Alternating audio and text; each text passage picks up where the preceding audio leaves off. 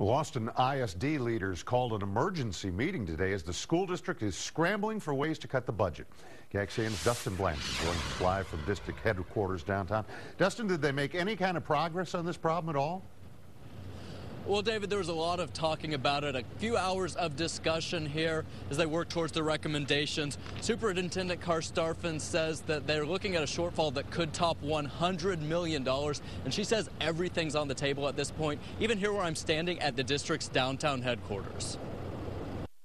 I've been planning for the worst, I thought, but there is really a worse in Texas. The superintendent asked the task force to come up with recommendations to save $3 million next school year, a number she says is possible to reach without closing schools. I do believe that there are other low-hanging fruit. So it's like school against school. School against school. Task force members say it's important to point out they are considering all options, not just closures. And our task is to look at a whole 10-year plan.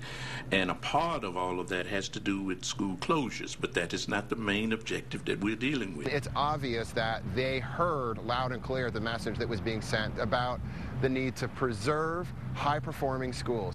Some of the options in consideration: closing the Austin Alternative Learning Center, closing the district's central headquarters and moving it to the ALC building or to Highland Mall, and expanding at least one school to K-8 as soon as next year. Shut that budget gap first by finding other efficiencies, and at the absolute last resort, cutting some of our best schools. The superintendent says that's her plan, and she wants to remind everyone just how we got here to begin with. We wouldn't be talking about school closures if the state legislature was not putting the burden of this deficit on our pre-K-12 institutions.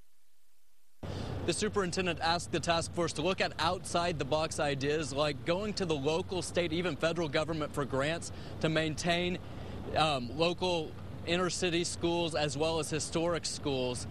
The task force has to make its recommendations to the board on February 14th. Live downtown, Dustin Blanchard, KXAN Austin News. Now your